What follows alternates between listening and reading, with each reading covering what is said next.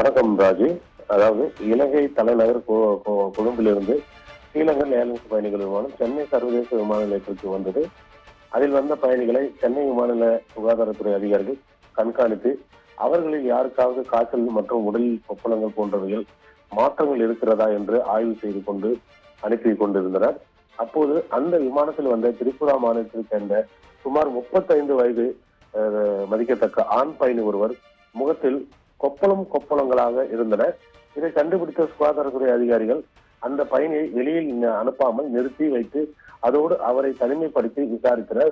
அப்போது அந்த திரிபுரா மாநிலத்தை சேர்ந்த அந்த பயணி சுகாதாரத்துறை அதிகாரியிடம், நான் இலங்கைக்கு சுற்றுலா பயணியாக சென்றிருந்தேன், அங்கு அழகு சாதன கிரீம் என்று விற்பனை செய்தனர், அதனை வாங்கி என் முகத்தில் தடவினேன், இந்த போல் கொப்பளங்கள் வந்துவிட்டது என்று கூறினார். ஆனால் சுகாதாரத்துறை அதிகாரிகள் திரிபுரா மாநில பயணி கூறியதை முழுமையாக நம்பவில்லை. இவருக்கு முகம் உடலில் ஏற்பட்டுள்ள கொப்பளங்கள் குரங்கு அம்மையாக இருக்கலாமா என்ற சந்தேகம் ஏற்பட்டது.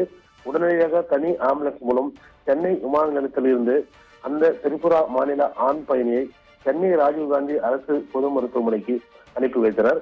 அங்கு உள்ள சிறப்பு தனி வார்டில் அனுமதிக்கப்பட்டு அவருக்கு மருத்துவ பரிசோதனைகள் நடைபெற்று வருகிறது. இது பற்றி சென்னை விமான அதிகாரி தரப்பில் கூறுகையில், சந்தேகத்தில் அந்த திரிபுரா மாநில பயணியை சென்னை மாநில சுகாதாரத்துறை அதிகாரிகள் ராஜீவ்காந்தி அரசு மருத்துவமனைக்கு பரிசோதனைக்காக அனுப்பி உள்ளனர்.